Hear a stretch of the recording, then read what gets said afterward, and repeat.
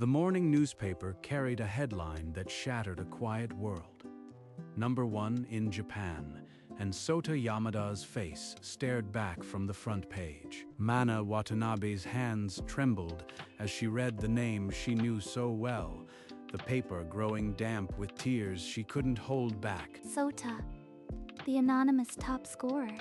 It was him all this time? She arrived at school in a daze, the crumpled newspaper stuffed in her bag like a wound she couldn't hide. I have to face him. I need to hear it from his own mouth. In the classroom, he sat 2 desks away, obliviously turning the pages of a textbook as if nothing had changed. But when their eyes met, the air turned cold. She held up the paper, and the question hung unspoken between them. Why? Why did you lie, Sota? He didn't move. His expression was unreadable, but his stillness was a confession. Tears streamed down her face as she waited for an explanation that never came. But the silence in that classroom stretched back years to when Sota Yamada was just the quiet transfer student no one noticed. Day after day, he sat alone in the back of the class, his sharp eyes taking in everything, expecting nothing, until one rainy afternoon, when a girl with a yellow ribbon placed her textbook beside his and spoke without pity. You looked stuck on problem 7. It's okay. I can show you. She isn't mocking me. She really just wants to help. From that day, Sota discovered he could understand things others struggled with. His mind was sharp, but his heart was guarded. He began to take the national exams, anonymously, never telling anyone. His scores climbed to the top spot, year after year, but the secret became a cage.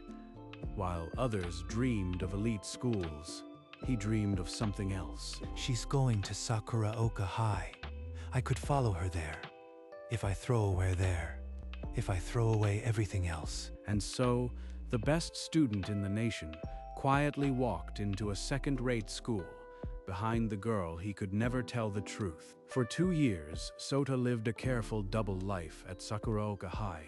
In public, he was simply the quiet boy who sat 2 desks behind Mana Watanabe. They studied together almost every afternoon, a comfortable rhythm of shared textbooks and quiet laughter that masked the secret between them. He explains things so patiently. I wish I could understand as quickly as he does, even just a little. But whenever grades came up, Sota would deflect. He once showed her a test paper with a carefully altered score, a forgettable 70%. 70 is pretty good, Sota. I barely passed math last time. I am so jealous of people who are naturally smart. The lie coiled around his chest. Every word of comfort he offered her was a stone added to the wall he was building between them. One evening, as cherry blossoms drifted past the window, she asked a question that nearly unmade him. Hey, Sota, do you ever think about what you'll do after graduation? I don't even know where you want to go. Wherever you are. That's the only answer I've had since middle school. But aloud, he only shrugged. Another lost chance. The comfortable silence stretched on, fragile as glass. The morning of the exposé, behind closed doors, the Ministry of Education made their choice. The anonymous genius was no longer convenient. Reiko Watanabe, Mana's mother, served on the committee. She stared at Sota's file, knowing the pain ahead. Sota's phone rang before dawn. The voice was cold. His identity would be public by morning. They're going to destroy everything. 2 years of silence, for nothing. By sunrise, Sota Yamada's face was on every front page, beneath the words "1 in Japan." He entered the school to whispers and pointed fingers. Confusion and accusation followed him. I have to find Mana before she sees it. If it's not already too late. But she already had. She stood by the window, crying. The newspaper crumpled in her hands. She's seen it. Look at her face. I've broken her. He was frozen. The fear he had hidden for 2 years had finally come true. The next morning, the classroom erupted the moment Sota walked in.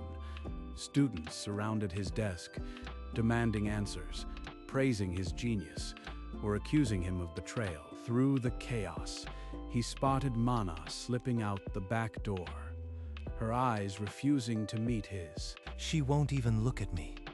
I have to explain.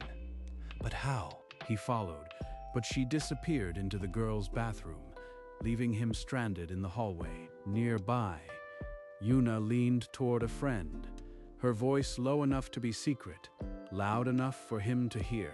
You know Mana's mom works at the education ministry. I heard she knew about Sota before the news broke. The words hit Sota like a physical blow. He steadied himself against the lockers. Mana's mother?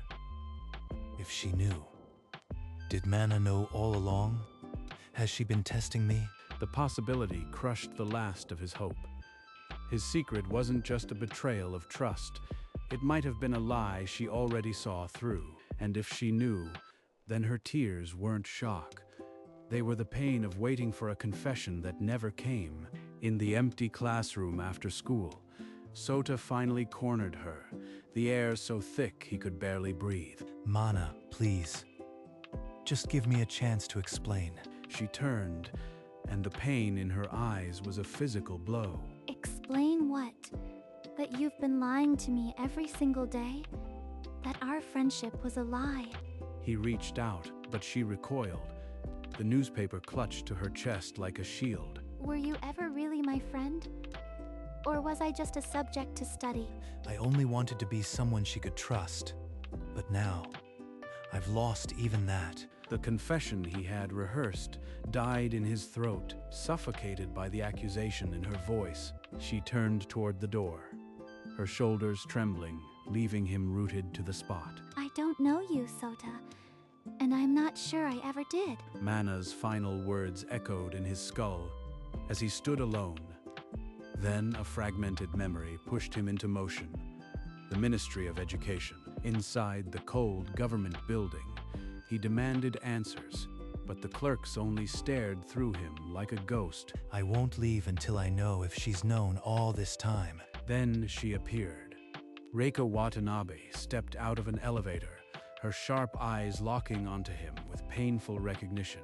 Sota Yamada, you are the boy my daughter talks about. He opened his mouth, but she raised a hand, cutting him off with a single, measured sentence. My daughter deserves someone who is honest with himself. Without another word, she walked away, her heels clicking a path toward a truth he had been too afraid to see. She told Mana. That's why Mana's been waiting. She wanted me to confess on my own. And I couldn't even give her that. The wall of secrets he had built for years now separated him from the only person who had ever truly seen him. That evening, Mana sat alone in her room, staring at the corkboard covered with clipped articles about the anonymous genius. Now with a face she knew, her hand trembled as she touched the old note. Day 1, he sat near me again. The memory of the night she learned the truth replayed like a recording. I heard Mother on the phone saying Sota Yamada was the top scorer, but that he'd chosen a low-ranked school for a girl. In that moment, the puzzle pieces clicked. He had followed her here, hidden his light, all to be near someone like her. So I decided to wait.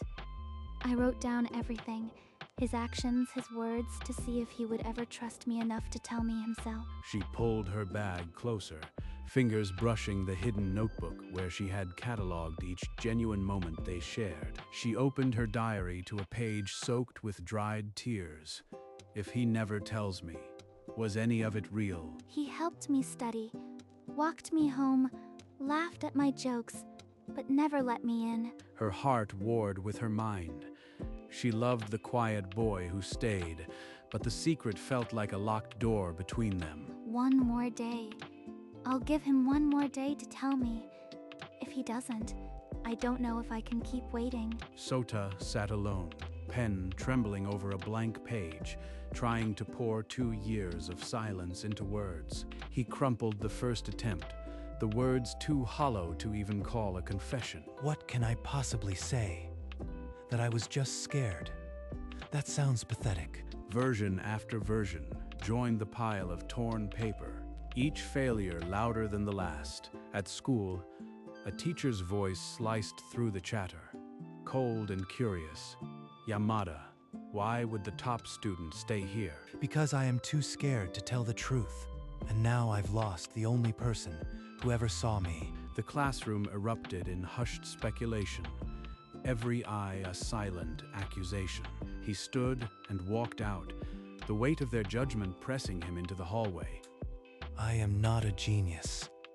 I am just a liar who's lost the only person who ever looked at me like I was enough. He pulled out a fresh page, his hand steadier now. This time, he wouldn't tear it up. He had to try. Sota stood on the rooftop, the abandoned letter crumpled in his fist when the door behind him scraped open. Mana stepped through, the same newspaper folded neatly under her arm, her expression unreadable. You know, don't you, that I've known this whole time. His lungs emptied. The words he had rehearsed scattered like ash. I saw my mother's face when you visited the ministry. I know you figured it out, so why haven't you said anything? Why are you still hiding? Because I was terrified. Because I didn't know how to face you. I waited 2 years. I tested you with silence, and you still couldn't trust me enough to just tell me. He gripped the crumpled letter, the confession. He couldn't speak, rotting in his hand. If you can't be honest now, then maybe we were never really friends. Mana's footsteps faded, leaving him alone with the wind and the crushing truth of her words. A buried memory rose unbidden. His father, suitcase in hand, voice cold as the door clicked shut. Being special only brings trouble. That echo had shaped every secret he kept. From that day, he learned to shrink, to make himself so unremarkable that no one would ever leave again. Even his brilliance became something to hide, a light he smothered under piles of textbooks in a silent room. But hiding myself, it only hurt her. I was so afraid she'd love the genius that I never let her love me at all. He saw for the first time that the awards and headlines were never the point. Her smile was. I have to tell her. Not because I am caught, but because she deserves to know the real me. The crumpled letter slipped from his fingers, forgotten. He didn't need words on paper anymore. He turned from the edge, his fear finally outweighed by the urgent need to find her. Mana slipped through her front door, still shaking from the rooftop, and found her mother waiting in the living room. You told him, didn't you? At the ministry. You hinted that I knew. Reiko set down her tea, her gaze steady but lined with regret. She didn't flinch. I did. Because that boy needed to understand what his silence was costing. You had no right to test him through me. I waited for him on my own. Reiko opened a small locket on the table, revealing a note bearing Sota's name, a secret she'd kept for months. I've watched his file for years, hoping he was worthy of you. But if he can't trust you, he's not. He made a mistake. But he's not just a file to me, Mother. He's... She couldn't finish, but the weight of her feelings pressed against the silence, filling the room. If he still won't speak honestly, I'll walk away. No more waiting. A formal letter from the Ministry of Education landed on his desk that evening, its seal heavy with finality. You will serve as the public face of our academic initiative. Refusal means revocation of your scholarship, effective immediately. They're forcing me to choose. Be their genius, or lose everything. At school the next morning, he opened his locker to find a folded note tucked beneath his textbooks. Sota, tell me the truth by tomorrow, or I will transfer schools. No more chances. Mana. The paper trembled in his grip. 2 ultimatums, both demanding he sacrifice something he couldn't bear to lose. The ministry wants my genius. Mana just wants the truth. But if I lose either one... A calendar hung in the classroom, tomorrow's date circled in red. The crossed-out days screamed silently. I've hidden for so long, but hiding isn't an option anymore. He folded Mana's note carefully. as if it were the only thing keeping him tethered to hope. As the teacher called roll, Sota rose from his seat, his voice cutting through the morning chatter like a blade. I am not transferring. I am staying at Sakuraoka. My test scores don't change who I am. A few students jeered, but most fell silent, stunned by the quiet force in his voice. They can think what they want. I didn't come here for them. He pulled the ministry letter from his pocket, tore it in half, and let the pieces fall. My scholarship was never the point. I came here for a reason, and that reason hasn't changed. Without waiting for a response, he walked out, leaving the silenced classroom behind. The school entrance loomed ahead as he passed through, the morning sun harsh on his path. Now I have nothing left to hide behind. It's just me, and the truth she deserves. He turned toward the residential streets, each step carrying him closer to the one door he had always been afraid to knock on. The Watanabe home stood before him, a modest two-story house that held every fear he had run from for years. He rang the bell, his hand steady, despite the thunder in his chest. The door opened to Reiko's stern gaze. I need to speak with Mana, please. I am ready to tell her everything. Reiko studied him for a long moment, then stepped aside, her voice carrying a weight that pinned him. She's in her room. But know this, my daughter has waited long enough. Don't make her wait any longer. Even her mother knows how much I've failed her. No more running. He climbed the stairs, each step heavier than the last, the silence of the house pressing in. He stopped at her door, the wood cold under his knuckles, his heart a frantic rhythm of hope and dread.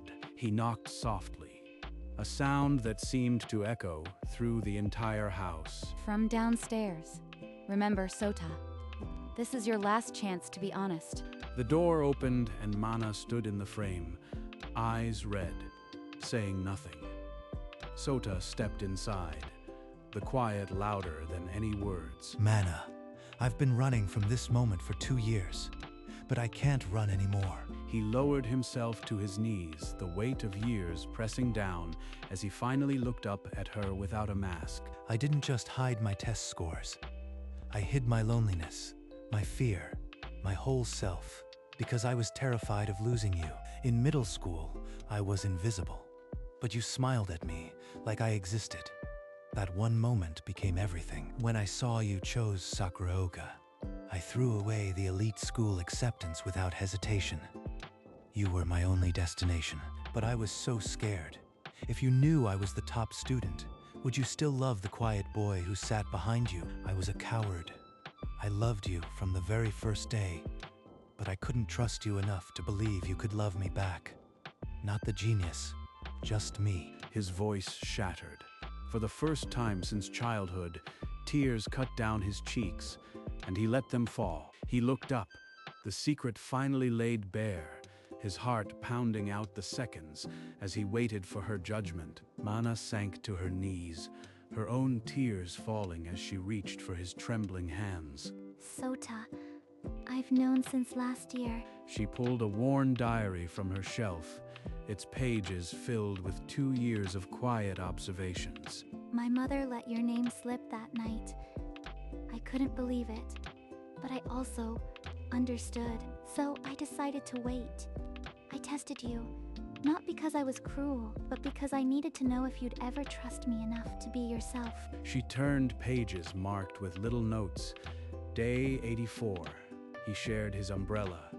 Day 210, laughed at my terrible pun. I recorded everything, not to trap you, but to prove to myself that the boy who stayed was real, and I fell in love with him. Not the genius, just Sota. He stared at her, the weight of her words reshaping everything he believed about his isolation. She had known all along, and still chose to stay. Now the only question was whether he could finally believe he deserved it. Mana, can you ever forgive me for not trusting you? There's nothing to forgive, Sota. I waited because I believed in the boy I saw every day. She pulled him to his feet, and for the first time, his arms wrapped around her without hesitation. From now on, no more secrets. You are just Sota to me, the boy who chose a mediocre school for a silly girl. You were never silly. You were the only one who looked at me like I was worth something. They held each other, years of silence finally dissolving into a single, unbroken moment. I promise. No more hiding. I'll be just Sota. She pulled back, smiling through tears, and pressed her forehead to his. You are all I ever wanted.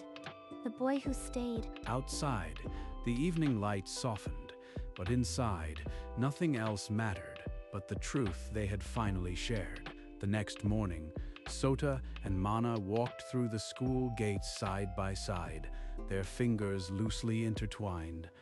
A quiet, unbreakable declaration. Whispers rippled through the hallway, but for the first time, they didn't feel like accusations, just noise. They can talk all they want. She's here, and that's enough. Let them wonder. I am done hiding, Sota. Yuna, ever the gossip, skidded to a halt in front of them, her eyes wide with scandalous delight. So, it's official now? The top student and the average girl? Spill. She's never been average, and we're just us. No story for the papers. In the classroom, the teacher's voice cut through the chatter. Yamada, any plans to transfer now? Number. My place is here. It always has been. Mana squeezed his hand under the desk. The world had tried to shake them, but they'd finally learned to hold on. 3 days later, a second letter from the Ministry of Education arrived, its tone surprisingly conciliatory. The ministry has reconsidered. Your scholarship will be maintained if you agree to occasional tutoring sessions for underprivileged students with no public obligations. They backed down. But I won't take this alone. I'll accept the scholarship, but only if Mana tutors with me, as equal partners. Wait, does this mean I have to cram to keep from embarrassing you in front of the kids? You've never embarrassed me, Mana, and you never could. Then I am in. Let's prove to everyone that the top student chose the right girl. He signed the letter of acceptance, but only after writing her name alongside his own in careful script. He really meant it. No more hiding, no more distance. The path ahead wasn't about secrets anymore. It was about a future they'd finally dare to build together. A week later, the library was their sanctuary, just as it had always been. But now, their hands rested together under the table. Hey, Sota, was it worth it? All that hiding, all those years of silence? Every second. If it led to this moment, right here, with you, then every second. He squeezed her hand, and she blushed, looking down at her textbook with a shy smile. On the desk beside them, her yellow ribbon lay unknotted, a quiet relic of the girl who had waited. I used to tie that ribbon every morning, hoping someone would see me. He saw me when no one else did. He noticed her looking and gave a small, knowing nod. Words weren't always necessary now. We have a whole future ahead of us, Sota. No more tests, no more secrets. Just us. And that's more than I ever dared to hope for. Outside the window, a single cherry blossom petal drifted down, landing on a puddle that had finally stopped rippling. They left the library as the sun dipped low, their shadows stretching long and inseparable across the pavement. Thank you for waiting, Mana. Thank you for coming to me. You know, I am almost glad that newspaper happened. Glad? After all that pain? It forced me to stop hiding. And now I have you, honestly. No more masks. She laughed, a sound bright and free, the kind she used to hide behind her hand, but now let ring out. They walked on, disappearing into the warm glow, their silhouettes dissolving into one. Later, in their shared apartment, her yellow ribbon lay on the desk beside his open notebook. No longer a secret, just a promise kept. And for the first time, the silence between them wasn't heavy, it was full.